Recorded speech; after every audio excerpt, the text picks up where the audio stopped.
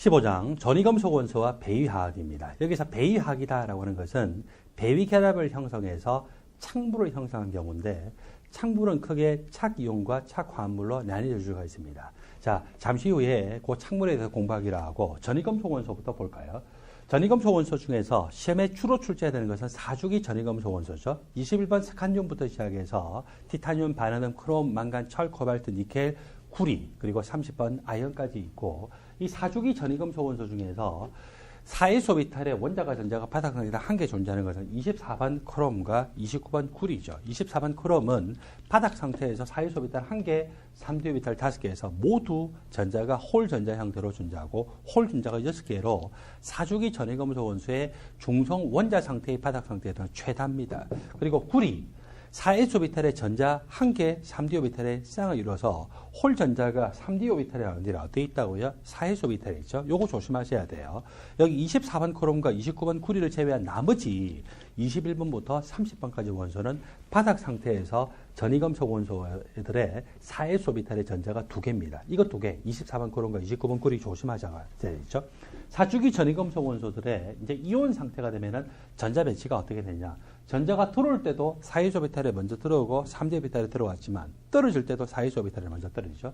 그래서 철이 플러스 2가 상태가 되면은 4에소비탈에서 먼저 떨어져서 3디오비탈의 전자가 6개가 존재합니다. 그리고 여기 3디오비탈의 전자가 쌍 이루고 있으면 한 오비탈의 전자가 쌍이 있으면 반발력이 커서 생각보다는 쉽게 떨어지더라는 거죠. 그래서 전자 한 개 더 잃어서 플러스 3가의 철 이온이 되면은 이렇게 3디오비탈의 홀 전자. 그래서 홀 전자가 저렇게 5개로 또 최다로 나타날 수가 있습니다.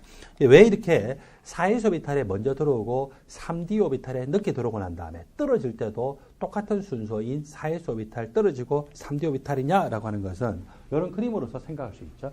4에소비탈에 먼저 들어오는 것은 핵 가까이서 전자가 발견되는 침투 효과 때문에 먼저 들어와요. 여기 전자 들어오고 난 다음에 이 영역에 누가 있어요? 1에소비탈도 있죠. 2에소비탈, 2p오비탈, 3에소비탈 이런 전자들이 있는데 그런 전자가 반발력 때문에 다시 또 뒤쪽으로 가요. 특히 그게 3디오비탈의 전자가 들어오기 시작하면 본격적으로 반발력이 커져가지고 이렇게 오죠. 그러면서 이제 떨어지려고 하면은 4에소비탈의 전자가 앞쪽에 3디오비탈이나 다른 전자들에 의해서 핵하고 어떻게 됐어요? 가리워졌죠. 그래서 가림 효과 때문에 또 먼저 떨어지더라. 그래서 여러분들 이런 거 아실 필요 없이 무조건 들어올 때도 4에소비탈, 3디오비탈 순서로 들어오지만 떨어질 때도 4에소비탈에서 먼저 떨어지고 3디오비탈 떨어진다라고 하는 것을 기억하세요. 4주기 전위금속 원소뿐만 아니라 5주기 전위금속 원소는 특별히 10족 원소를 여러분들이 주목해서 보셔야 돼요. 10족 원소, 니켈, 그리고 팔라듐, 백금이라고 하는 원소가 있는데 이 원소들은 플러스 2가가 됐을 때 플러스 2가 니켈이요. 그리고 팔라듐 플러스 2가, 백금 플러스 2가. 니켈이 플러스 2가가 되면은요, 3디오비탈의 전자가 8개예요. 팔라듐 플러스 2가는 똑같은 원리로 4디오비탈의 전자 8개, 백금 플러스 2가는 5디오비탈의 전자가 8개고, 요것들이 리간드 4개와 결합을 했을 때 4배의 창물을 만들죠. 팔라듐이 2가나 백금이 2가는 4배의 창물을 만들면 무조건 평면 사각형 구조예요. 그런데 니켈 2가이온은 염화이온 이온과 같은 약한 장 리간드가 결합할 때는 3면체 구조지만 시아나 이온과 같은 센 장 리간드만 결합하게 되면은 그때는 평면 사각형 구조로 이루게 되고 이런 내용들은 시험에 너무 자주 나오는 내용이기 때문에 이런 상식적으로 암기하고 있다가 거의 기계적으로 문제를 푸시는 것이 좋을 것입니다. 5주기나 6주기는요, 이렇게 특이한 족들만 나오기 때문에 여러분들 크게 관심을 가질 필요 없이 그냥 주기율표를 봐가면서 대조해서 문제를 푸시면 되고 주로 4주기 전위금속 원소들을 이렇게 보셔야 돼요. 5주기나 6주기의 전위금속 원소는 4주기보다는 농점이 꽤 높더라는 거죠. 이거 똑같은 여기 6족에 해당되는데 크롬, 몰리브덴, 텅텅 보니까 4주기보다 5주기가 농점이 높아요. 5주기보다 6주기니까 농점이 더 높아지죠. 왜 그럴까요? 전형 원소, 주족 원소는 리튬, 소듐, 포타슘, 루비늄, 세슘 이렇게 되면은 주기가 커지면은 뭐가 많아져요? 전자 껍질 수가 많아지니까 핵과 원자가 전자 간의 평균 거리가 멀어서 인력이 작으니까 그때 금속 결합이 약하다는데 여기서는요, 전자 껍질 수도 많아지만 어떤 게 또 같이 증가돼요? 원자 번호가 증가되죠. 핵의 양 전하량이 비약적으로 크게 증가돼요. 18개, 32개. 따라서 전자 껍질수 효과에 의한 이 핵과 원자가 전자 간의 평균 거리가 멀어서 반발력이 작아질 것 같지만, 반발력 요소 또는 인력이 작은 요소 때문에 전자와 핵 간의 인력이 작을 것 같지, 알짜 인력이 작을 것 같지만 여기서는 핵의 양 전하, 값의 증가 효과에 따라서 농점이 굉장히 높아지죠. 그래서 이 크롬 같으면 농점이 대충 한 1500도, 1600도 이렇게 되다가 이 텅스텐이 되면요, 농점이 3400도 정도로 굉장히 높아요. 그래서 이렇게 전이금속 원소는 주기가 크면 클수록 일반적으로 농점이 더 높더라. 그 다음에 무조건 원자 번호가 크다고 해서 같은 주기에서 농점이 높은 것이 아니라 대충 몇 쪽에서 제일 높아요? 6쪽에서 제일 높죠? 6쪽에서 제일 높은 것은 뭐 때문이라고요? 홀 전자수가 일반적으로 많아요. 이 다음에 6쪽에서 7쪽, 8쪽 이렇게 넘어가게 되면은 이제 d 오비탈에 전자가 쌍을 이루기 시작하죠. 그러면 전자 간의 반발력에 의해서 생각했던 것보다는 농점이 낮아지더라. 그래서 대충 한 6쪽 근처에서 농점이 굉장히 높고, 그리고 이렇게 제일 끝에 보세요. 12쪽 보세요. 12쪽 보니까 아연은 농점이 400도에서 500도씩밖에 안 돼요. 카드뮴은 그거보다 또 더 낮아졌죠. 200도 돼요. 그러다가 수은은 농점이 마이너스 55도 이런 식으로 내려가면서 농점이 뚝 떨어져 버리죠. 그래서 이런 것들은 모두 전자 껍질에 꽉 채워져 있기 때문에 d-오비탈 전자들 쌍에 의해서 반발력이 너무 크니까 이렇게 금속 근압력이 약해졌더라라고 그런 것 생각하시면 됩니다. 원자 반지름을 경량을 봤더니 4주기보다는 5주기가 이 전자 껍질 효과 때문에 커졌죠. 근데 5주기와 6주기가 비슷해요. 왜 그럽니까? 전자 껍질 수 많아지는 것에 의하면은 이 원자 반지름이 커져야 될 것 같은데 핵의 양 전하량이 워낙 커가지고 전자를 세게 끌어당기는 거예요. 그래서 전자 간의 반발력이 작용하더라도 세게 끌어당겨서 반지름이 5주기하고 6주기가 같은 쪽에서는 서로 어때요? 거의 비슷하게 나타나더라는 거죠. 근데 이렇게 반지름이 이렇게 비슷해버리면 여러분 생각해보세요. 5주기하고 6주기가 반지름이 비슷하면 부피가 비슷하죠. 그런데 5주기보다 6주기가 원자 번호가 몇 개나 더 커요? 32개나 크죠. 원자 번호가 32개가 크다는 것은 양성자 수가 32개나 많고, 양성자 수가 32개 많으면 중성자 수는 32개일까요? 그거보다 훨씬 더 많을까요? 뭐 40개, 40몇 개 더 많아서 질량 수가 기본적으로 7, 80개 이상이 커요. 질량 수가 그 정도 크면은 질량은 많이 나가잖아요. 반지름은 비슷한데, 즉 부피가 비슷한데 질량이 많이 나가면 밀도가 커지게 되겠죠. 그래서 이렇게 해서 여기 5주기보다 6주기의 밀도가 굉장히 커요. 4주기와 5주기는 밀도가 비슷해요. 왜 그렇습니까? 질량수가 커지니까 이 밀도가 커질 것 같은데 여기 4주기보다 5주기는 원자 반지름이 커서 부피가 커져. 그래서 분모와 분자가 비슷하게 증가되기 때문에 밀도는 또 비슷하게 증가돼요. 이 정도는 여러분들이 보시도록 하는데 제일 중요한 물리적인 데이터는요. 뭐니 해도 원자 반지름과 이 녹는 점이에요. 그래서 여러분들은 131쪽에 동그라미 2번에 있는 녹는 점의 경량, 동그라미 3번에 있는 원자 반지름의 경량은 한 번은 시험에 나와야 됩니다. 그래서 이것들이 아직 출제가 안 되기 때문에 각각 큰 불가사리를 파란색 표현을 하고 난 다음에 미출제라고 해놓으세요.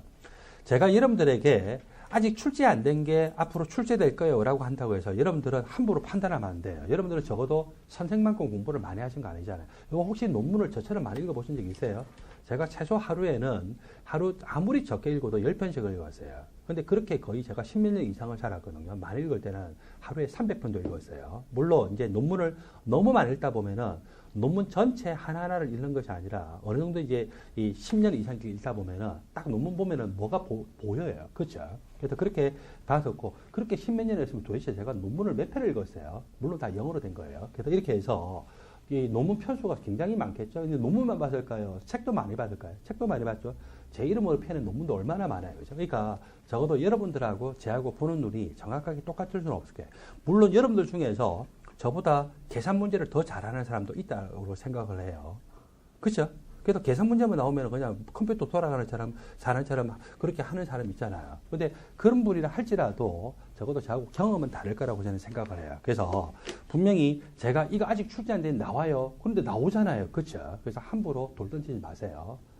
그래서 이때까지 출제 안 된다고 해서 그거 안 나온다. 그런 법이 세상에 어디 있어요. 그렇죠? 그러면 교수님들이 문제를 내는 의미가 없어지죠. 그래서 항상 출제 안 된 것들도 나올 가능성이 높은 것들은 나오는 거고, 아직 이런 것들은 기본적인 건데도 불구하고 출제가 안 됐기 때문에 반드시 여러분들이 조심을 하도록 하세요. 자, 그 다음에 여기 5번은 여러분들이 읽어보도록 하시고, 6번을 보니까 전위금속 원소의 특징이 뭐냐면요, 산화수가 굉장히 다양해요. 그래서 여기서 망간에 대해서 이야기하는데, 망간은 플러스 2가, 플러스 3가, 플러스 4가, 그리고 여기 몇 가입니까? 플러스 6가, 플러스 1가로 산화수가 굉장히 다양하게 나타날 수 있죠. 이 중에서 여기 스칸디움부터 시작해서 망간까지는 4s 오비탈과 3d 오비탈의 전자를 모두 이런 산화수가 흔하게 나타날 수 있어요. 그리고 여기 철이라고 하는 원소는 몇 번의 원소입니까? 26번 원소죠. 남자 나이가 꺾어진 50을 향해서 50을 향해서 가다가 탁 꺾였어요. 26살 되죠.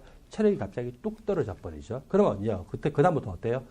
내가 함부로 몸을 굴리면 안 되겠구나. 이러면서 몸을 사리게 돼요. 그걸 뭐랍니까? 철 들었다라고 이야기를 하죠. 그래서 이제 이렇게 26번 원소 이상이 되면은 어떤 임계치 이상의 핵의 양성자수, 핵의 양전항이 돼서 자기 전자 잘 안 뺏겨요. 그래서 4s 오비탈, 3d 오비탈 전체 전자를 잘 뺏기는 것이 아니라 파란 정화별을 밑줄하세요. 주로 어디에 전자까지만 쉽게 뺏기냐면은 4s 오비탈 2개. 그래서 26번부터 시작해서 27번, 28번, 29번, 30번은요. 4s 오비탈의 전자를 2개 뺏긴 플러스 2가의 산화수 은하죠. 그 다음에 철을 앞에서 봤더니 3d 오비탈의 전자가 1개가 쌍을 이루죠. 그 전자 이름 플러스 3가. 그래서 여기 코발트까지 또 플러스 2가와 함께 플러스 3가가 흔하게 나타나고, 구리는 조심하셔야 돼요. 구리는 원래 바닥 상태에서 4s 오비탈의 전자가 2개입니까? 1개입니까? 1개죠. 따라서 4s 오비탈 전자 1개는 플러스 1가의 산화수도 흔하게 나타나죠. 그래서 여러분들은 대충 26번 철이라고 하는 원소부터는 철 들어가지고 이것들이 주로 4s 오비탈 전자 2개만 이런 산화수 플러스 2가는 기본적으로 나타나는구나. 구리는 원래 4s 오비탈 전자 1개니까 플러스 1가. 그 다음에 철과 코발트는 플러스 3가도 흔하게 나타나고, 니켈이나 아연 같은 경우는요, 플러스 2가밖에 없어요. 그 다음에 또 주의하셔야 되는 게, 스칸듐은요, 플러스 3가밖에 없어요. 저 플러스 3가가 되려면 스칸듐이 바닥 상태에서 4s 오비탈 2개, 3d 오비탈 1개 있는데 그 전자를 어때요? 모두 다 잃었죠. 그래서 스칸디움은 전자 2개 잃은 플러스 2가는 나타나지 않고, 전자를 잃으면은 3개까지를 한꺼번에 잃은 플러스 3가까지가 자연계에서 나타나더라라고 하는 것을 여러분들이 조심을 하도록 하세요. 자, 이렇게 우리는 전이금속 원소에 이렇게 산화수가 다양하게 나타날 수 있다. 거기다가 전이금속 원소들의 일반적인 농점 경량, 원자 반지름 경량을 중심으로 해서 공부를 했고, 전자 배치에 대해 공부했는데 4s 오비탈의 바닥 상태에서 전자 배치는 기본적으로 암기하셔야 돼요. 특히 뭐를 조심하셔야 하고요. 24번 크롬과 29번 구리가 바닥 상태에서 4s 오비탈의 전자가 1개더라.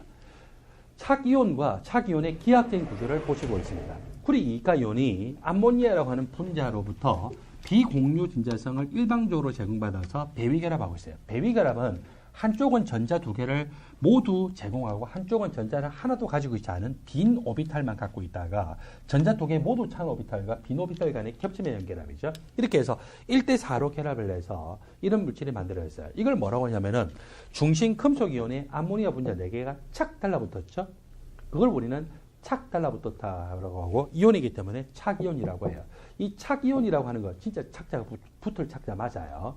착이온이라고 하는 거를 전체적으로 0가로 만들어지기 위해서는 얘가 플러스 2가니까 마이너스 몇 가가 들어오면 될까요? 마이너스 2가. 그래서 황산 이온과 같은 마이너스 2가를 1개를 넣어주든지 마이너스 1가를 넣어주면 2개를 넣어주면 되겠죠. 그래서 전체적으로 0가가 됐어요. 이걸 우리는 착화합물이라고 표현을 하죠.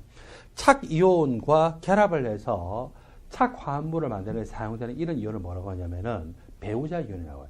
이 착이온이 양이온이면 배우자 이온은 음이온이죠. 착이온이 음이온이면 배우자 이온은 양이온일 거예요. 보통 배우자 이온은 이렇게 할로겐 원소에 음이온이 많이 사용되고, 착이온이 음이온일 때는요, 양이온은 누가 많이 사용돼요? 알칼리 금속에 양이온이 많이 사용되죠. 소듐 이온이나 포타시움 이온 같은 것들.